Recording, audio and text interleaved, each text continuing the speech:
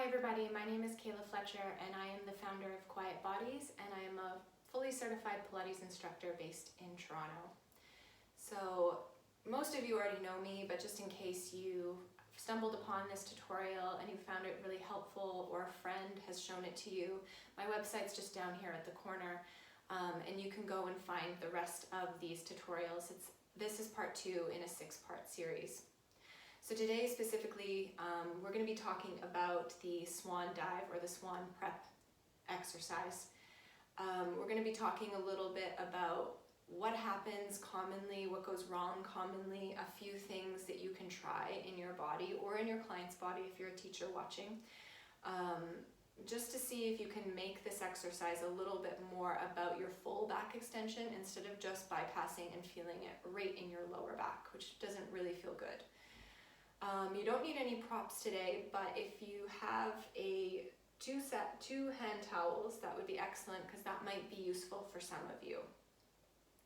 So I'm just going to recap our first tutorial really quickly. We talked about the spine and its natural tendencies, and I just want to recap pretty clearly on our cervical spine and our lumbar spine.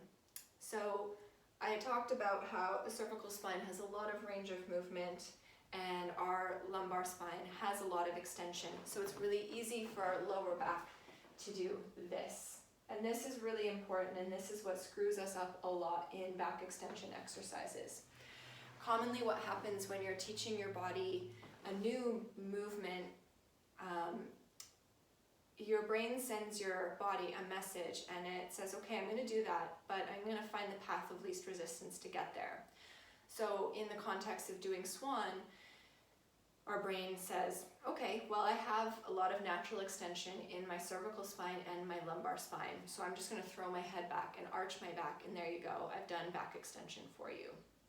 Which is actually not what we're trying to do. We want to get extension through the thoracic spine.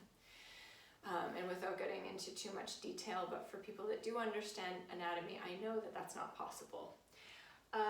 So let's talk a bit about a few things that can go wrong.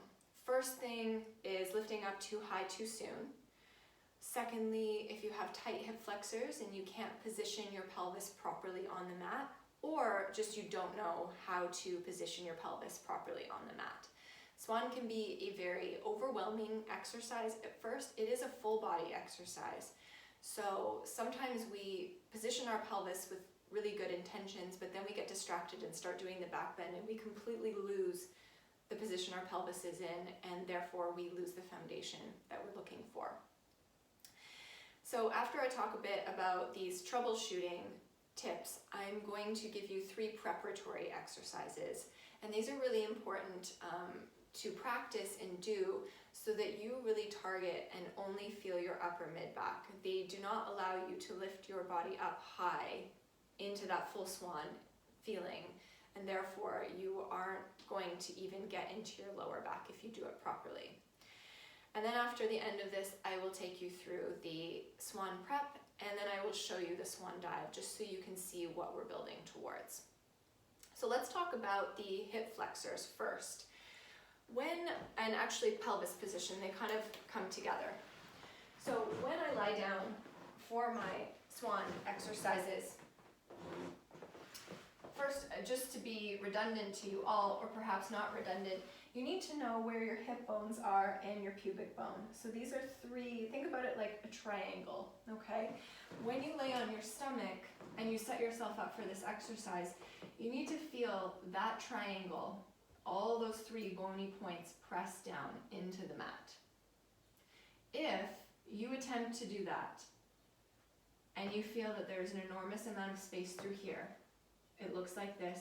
Likely you have really tight hip flexors, and that's okay.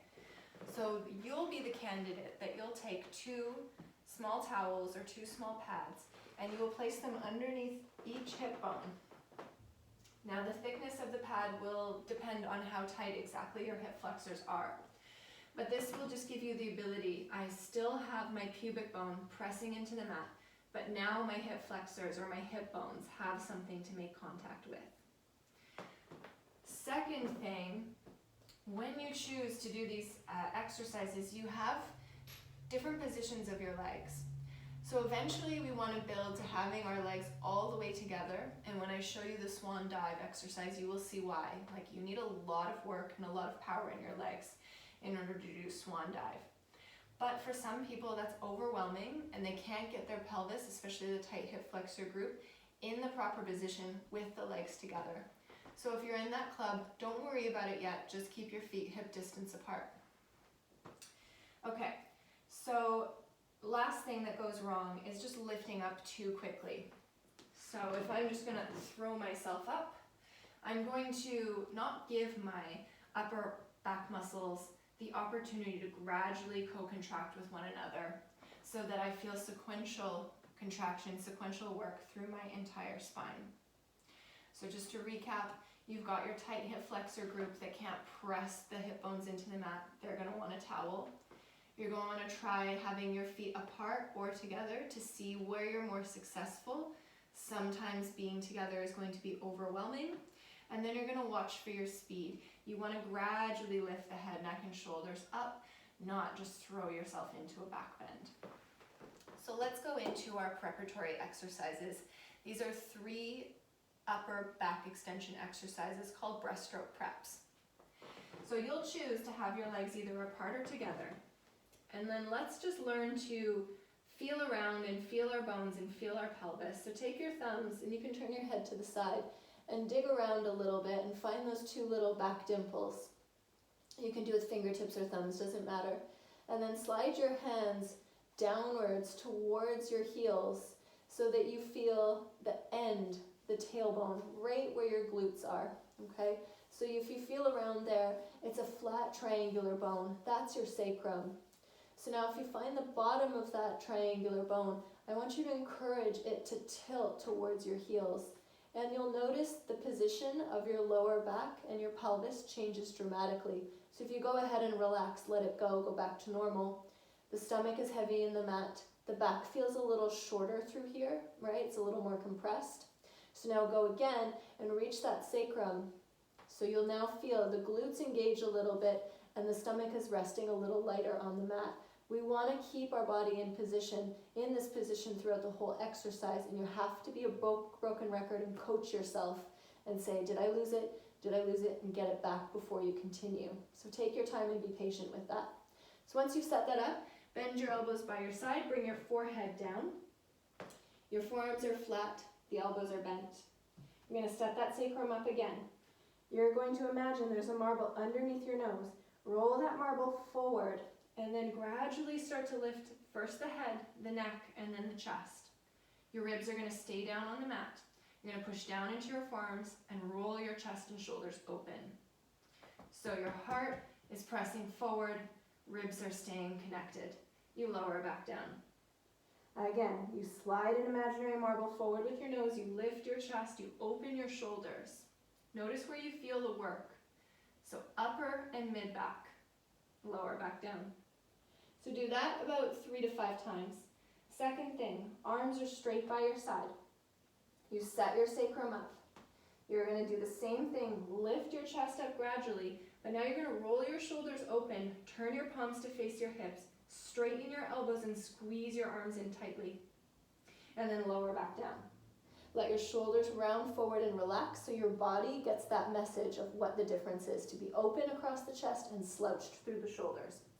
Do that again. Lift the chest up, roll the shoulders open, keep your elbows straight and reach your arms as close to your side as possible. Notice my neck position is long. Lower back down. The third of our exercises are palm stacked on palm, forehead connected. Set your sacrum and then lift your chest up. Hold it there for a moment and inquire, what do you feel? If your legs are if you've decided to bring your legs together, squeeze them together. Lower back down. And again, lift up and hold for a couple seconds. Feel what you feel. Upper and mid back. So I feel all the way to here working. Lower back down. If I lift up even higher, I'm going to feel more work in my lower back. If I'm a little lower, it's more in my upper back. And you can play with that. Okay? So those are your 3 preparatory exercises. So after you've tried those, just sit back, do a shell stretch, a child's pose. And now we're going to do our Swan Prep. Everything is the same. So if you've chosen to use towels, they still go underneath your hips. Your legs are ideally together, but you can still work with them being apart and work towards having them together. Hands placed by your ribs and elbows point to the ceiling, nose to the mat. Set your sacrum. Then you're going to lift your palms. Then just like you did, lift your chest up. Just working through your upper back. My ribs are still down. Then place your hands down and lift your chest higher. Squeeze your elbows inwards, inwards, inwards. Then, before you get to that spot where you feel it in your lower back, lift your palms and lower back down. Okay, so you lift your palms, then you lift your chest, hands come down, chest lifts higher, hands lift up, and then you lower back down. So you can play with this a little bit and see, okay, if I lift up really high, what does that feel like? And choose a spot that's challenging for you but not overwhelming for your body. So now our Swan Dive. You have to have built yourself to the spot where your legs are together. I'm going to curl my sacrum into the mat more than I ever have before. I'm going to lift myself up gradually. I'm going to pin my legs together. My legs are going to lift my chest, legs, chest, legs, chest. Catch yourself and you lower back down and you sit back. Press into your hands and round your spine. Okay, so I hope that you guys found that helpful.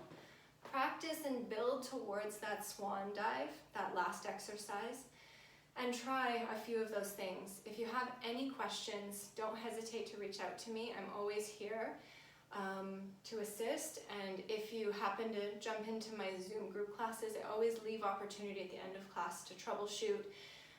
If you want to show me particular exercises, I can always take a look and see what specific tendencies you have and how we can help.